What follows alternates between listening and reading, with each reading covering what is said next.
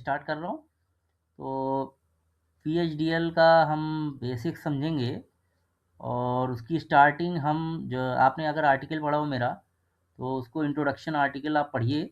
उसमें आपको समझ में आएगा कि जो है वीएचडीएल क्यों ज़रूरी है, वीएचडीएल क्या है, और ज़्यादा अच्छे समझ में आएगा। और जो कोई क्वेरी होगी आप मुझे बताइएगा। तो मैं अब वीएचडीएल शुरू कर रहा हूँ। तो वीएचडीएल जो है, एक्चुअली इसका हिस्ट्री ये है कि पहले जो है US military, US defence system में जो है एडा लैंग्वेज चलती थी। तो एडा लैंग्वेज से जो है वो वहाँ पे एरोस्पेस और जो डिफेंस सेक्टर था उसमें कोडिंग होती थी। जब वो वहाँ पे हार्डवेयर डिज़ाइन किया गया तो उन्होंने ही सबसे पहले एडा बेस्ड लैंग्वेज बनाई। तो उसको जो है उन्होंने वीएचडीएल का नाम दिया। और ये चूँकि बहुत ही डिसिप्लिन लैंग्वेज है, उन्होंने जो इसका सिंटैक्स लिया है वो एडा से लिया है, इसलिए इसका काफ़ी कुछ सिंटैक्स एडा से ही मिलता है। और जैसे वेरिलॉग जो है वो सी के सिंटैक्स पे बेस्ड है, वैसे ही ये जो है एडा के बेस्ड है। और ये एडा लैंग्वेज जो है वो अ, अ, जो है एरोस्पेस और डिफेंस और क्रिटिकल एप्लीकेशंस में जहाँ पे भी जो हार्डवेयर डिज़ाइन किए जाते हैं वहाँ पे जो है यूज़ होती थी। तो उसको जो है और स्टैंडर्डाइज़ करके जो है हार्डवेयर डिज़ाइन करने के लिए वीएचडीएल का जो है वीएचडीएल उन्होंने लॉन्च किया। लेकिन प्रॉब्लम ये थी कि ये स्टैंडर्ड नहीं था। जो है हर कोई कंपनी इसको कमर्शियल यूज़ नहीं कर सकती थी। और जो है ये सारे ईडीए टूल्स के लिए भी जो है वो जो जो यूएस डिफेंस ने बनाया था वो यूज़ नहीं किया जा सकता था। इसलिए जो है फिर IEEE ने इसको एक स्टैंडर्डाइज बनाया और इसको नाम दिया VHDL, very high speed integrated circuit hardware description language. तो जो कि very high speed integrated circuit means बहुत सारी हाई फ्रीक्वेंसी पे काम करने वाले जो है आईसीज जिनका हार्डवेयर डिज़ाइन किया जाए उसको डिस्क्राइब करने वाली लैंग्वेज। मतलब जो है हार्डवेयर को डिस्क्राइब किया जा सके ऐसी लैंग्वेज। मतलब वो लैंग्वेज जिस पे हम अगर कोड लिखें तो वो एक हार्डवेयर बना देगा, वो एक हार्डवेयर डिज़ाइन कर देगा, वो उसको डिस्क्राइब कर देगा।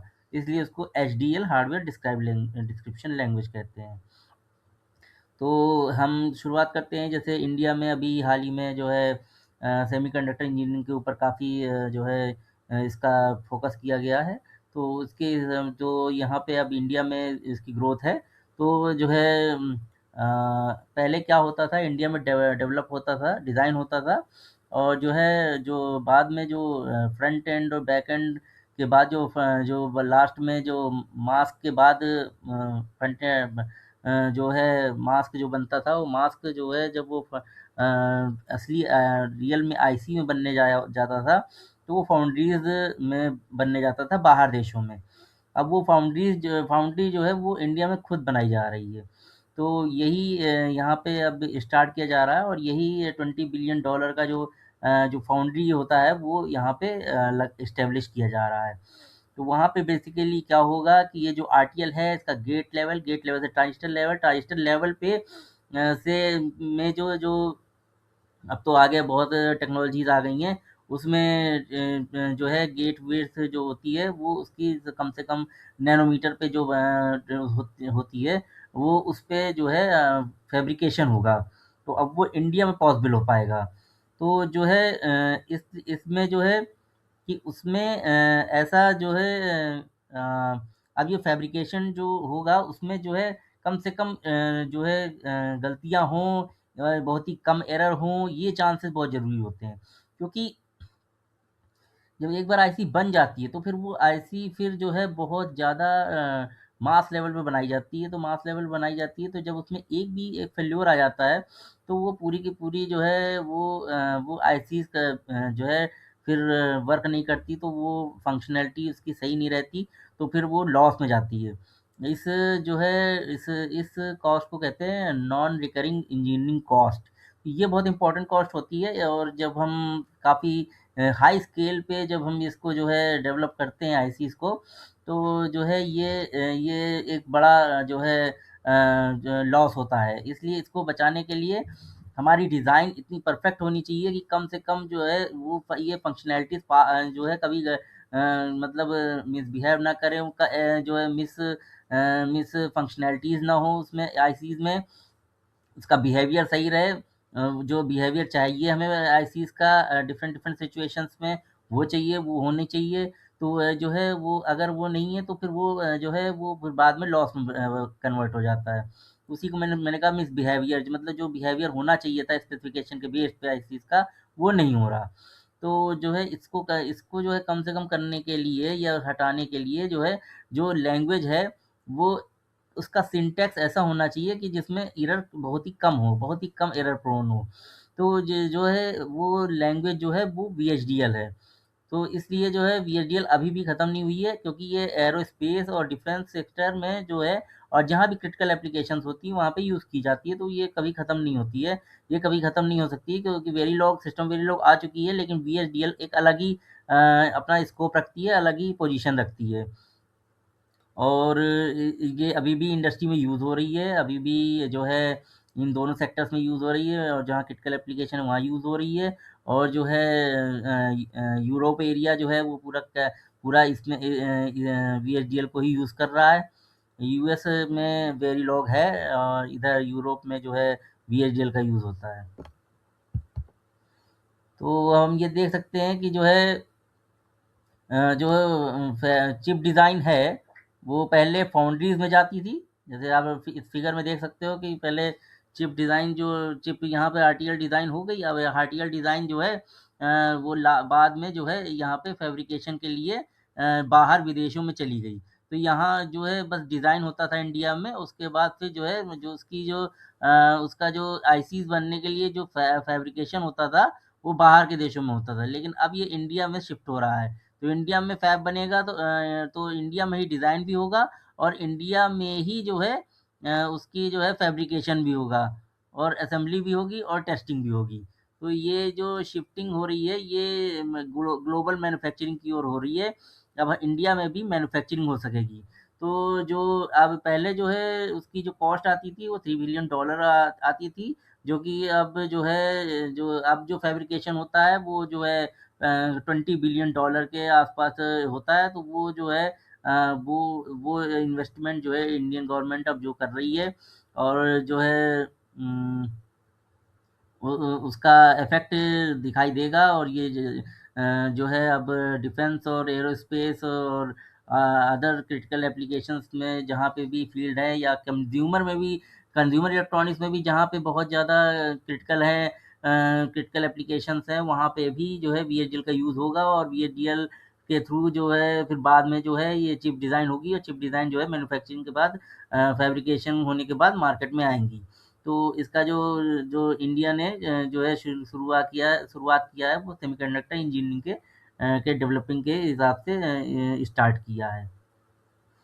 तो इसमें हम देख सकते हैं इस डायग्राम में कि जो है चिप डिज़ाइन और चिप मैन्युफैक्चरिंग 2 अलग-अलग चीज़ें हैं। तो चिप डिज़ाइन में जो है फ्रंट एंड डिज़ाइन और बैक एंड डिज़ाइन होता है, और चिप मैन्युफैक्चरिंग में फैब्रिकेशन होता है, और उसकी असेंबली होती है, पैकेजिंग होती है और टेस्टिंग होती है। तो फ्रंट एंड डिज़ाइन में ही जो है हमारा आर्किटेक्चर होता है, आरटीएल कोडिंग होती है, वेरिफिकेशन होता है।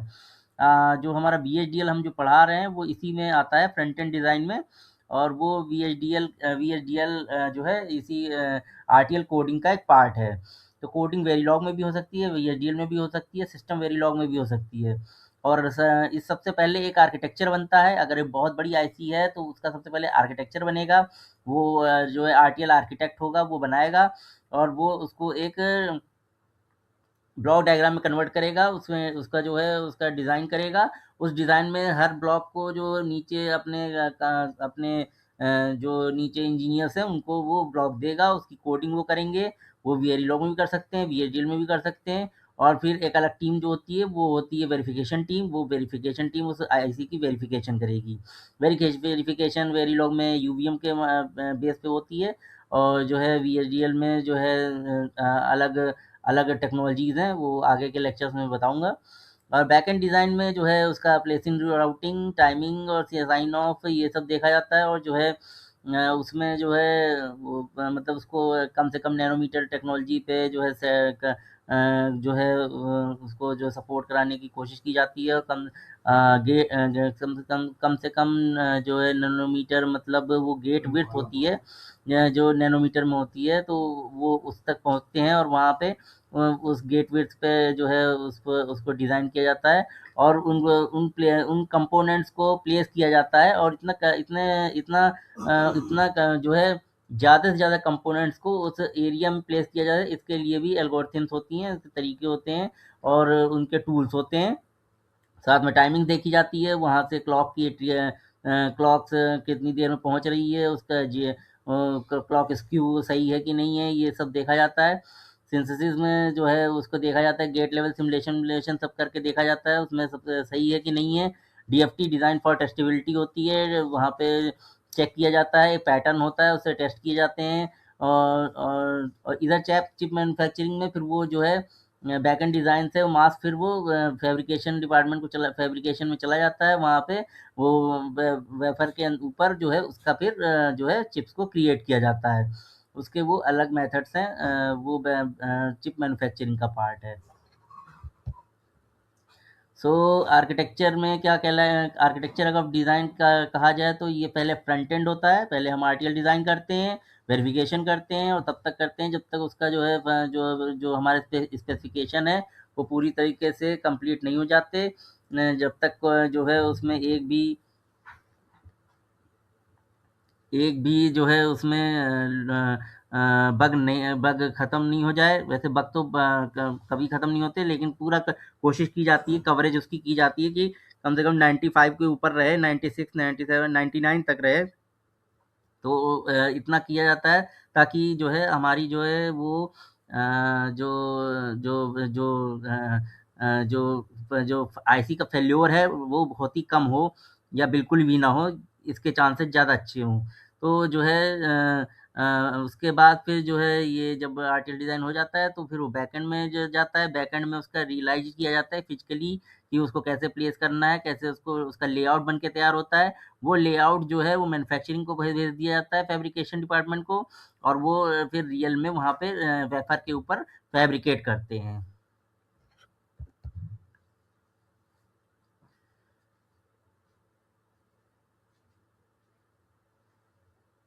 तो मैं बता चुका हूँ एचडीएल जो है वो हार्डवेयर का बिहेवियर को डिस्क्राइब करने की लैंग्वेज है और अ, सिंथेसाइज़ किया जाता है कि वो गेट लेवल में कन्वर्ट हो पा रहा है कि नहीं हो पा रहा है। और ये देखा जाता है कि उसमें कोई वायलेशन तो नहीं है, टाइमिंग वायलेशन तो नहीं है, सिंटैक्स एरर तो नहीं है। ये सब इसमें देखा जाता है। सिंथेसिस तभी पॉसिबल हो पाती है जब उसमें कोई भी वायलेशन ना हो, कोई भी सिंटैक्स एरर ना हो। डिलेज़ लेटेंसी चेक की जाती है, क्रिटिकल वार्निंग्स चेक की जाती हैं, टाइमिंग वायलेशन चेक किए जाते हैं, सेटअप होल्ड वायलेशन चेक किए जाते हैं। सेटअप और होल्ड तो आप जानते ही होंगे, आपको पढ़ाया गया होगा डिजिटल डिज़ाइन में कि सेटअप होल्ड वायलेशन क्या होते हैं, और वो कोई वायलेशन सब चेक किए जाते हैं। स्टैटिक टाइमिंग एनालिसिस की जाती है, डिलेज़ देखे जाते हैं कि लेटेंसी क्या है, जो है टोटल कितनी देर में इनपुट से आउटपुट पहुँच रहा है। क्रिटिकल वार्निंग देखी जाती हैं जिनके बिना अगर क्रिटिकल वार्निंग रह गई तो सिंथेसाइज़ नहीं होगा।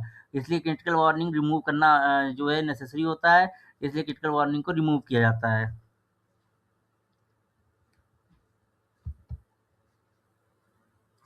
तो सबसे इम्पोर्टेंट चीज़ है कि जो है सबसे पहले जो है कस्टमर से जो है स्पेक बनते हैं, तो कस्टमर के जो है कंपनी में मार्केटिंग डिपार्टमेंट होता है, वो कस्टमर से जो है फीडबैक लेता है, उसके बेस पे वो क्या डिमांड है का जो है इस समय मार्केट में वो पता चलती है, उससे स्पेसिफिकेशन बनाए जाते हैं और उस स्पेसिफिकेशंस से जो है फिर जो है सिलिकॉन तक का सफ़र तय होता है। तो स्पेक से फिर जो है वो हम आरटीएल डिज़ाइन करते हैं, आरटीएल से फिर वो फिर बैकएंड और बैकएंड से फिर फैब्रिकेशन। तो पहले जो क्या था कि पहले टूल्स नहीं थे ईडीए टूल्स, तो उस समय डिज़ाइन ऐसे पेपर्स में होती थी और फिर उसका फिर सिमुलेशन किया जाता था। लेकिन आजकल जो है ईडीए टूल्स अवेलेबल हैं, तो ईडीए टूल्स से वो जो है बहुत ही आसानी से हो गया है। तो अब हम कोडिंग उसमें कर देते हैं और कोडिंग करते ही जो है सिमुलेशन करके देख लेते हैं कि फंक्शनली वह जो है जो आईसी है वो वर्क कर रही है कि नहीं कर रही है। तो जो है अब तो ईडीए टूल्स में जो सिंथेसिस टूल आ गए हैं, जैसे क्वार्टस है, विवाडो है, क्वार्टस इंटेल का है, विवाडो जो है जाइलिंक्स का है। सिमुलेशन टूल जो है वो क्वेस्टा है, सीमेंस का है वो, और एक्सीलियम कैडेंस का है। तो ये लेफ्ट साइड में आप देख सकते हो, और राइट साइड में जो है स्पेक्स मार्केटिंग से कस्टमर रिक्वायरमेंट हुई, फिर ब्लॉक डिज़ाइन हुआ, फिर ब्लॉक डिज़ाइन से आरटीएल इम्प्लीमेंटेशन हुआ। आरटीएल इम्प्लीमेंटेशन में कोडिंग का इस्तेमाल किया गया, वो बीएसडीएल या वेरिलॉग का इस्तेमाल किया गया। जो ब्लॉक लेवल पर डिज़ाइन किया गया वो आर्किटेक्चर लेवल पे डिज़ाइन किया गया है। तो वो जो है आरटीएल आर्किटेक्ट ने डिज़ाइन किया, फिर वो आरटीएल में जो है कोडिंग की गई छोटे-छोटे ब्लॉक्स की, वो उन सबको फिर कनेक्ट कर दिया गया। तो वो जो है वो ब्लॉक्स की कोडिंग जो है नीचे जो है अपने जो है नीचे कलीग्स को दे देते हैं। वो अपना जो है उस